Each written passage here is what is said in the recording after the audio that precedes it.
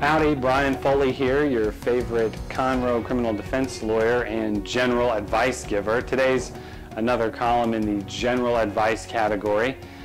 Today I'm going to be talking about an idea that I really learned in law school, and then it became more concrete to me. It became more real when I started picking juries and noticing how true it was.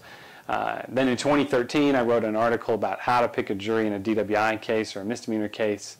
And this is sort of a central feature of that article, and that is to be yourself. You know, that's easy to say, but what does that mean? You have to figure out who you really are. And then that persona is what you're going to portray throughout a trial, or if you're in sales, throughout your sale.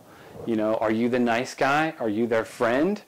Or are you the guy that has the great product that you don't have time to sell them on it? You know, it's, do you want this product or not? Because there's 10 other people waiting in line to buy it.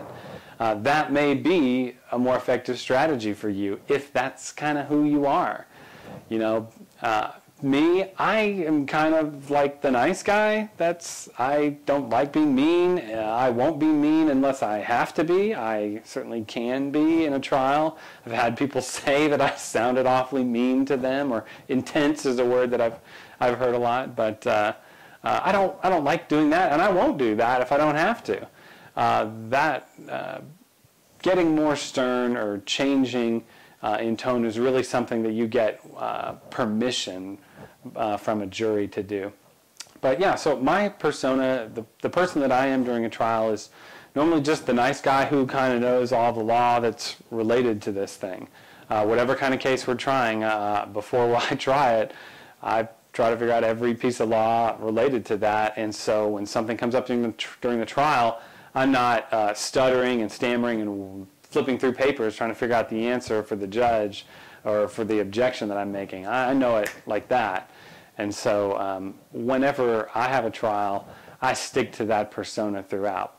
So if I want to incorporate something I've seen somebody else do, let's take, for example, I saw another prosecutor one time who was putting in physical evidence of things that they found at a crime scene.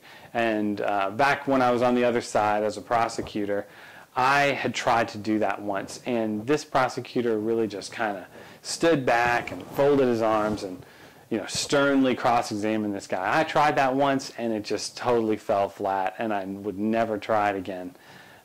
You really have to decide if you want to take something from someone else, you need to take it and make it your own. I always recommend, if you're going to incorporate some new technique, you need to practice it. And I typically try to practice things on non-lawyers.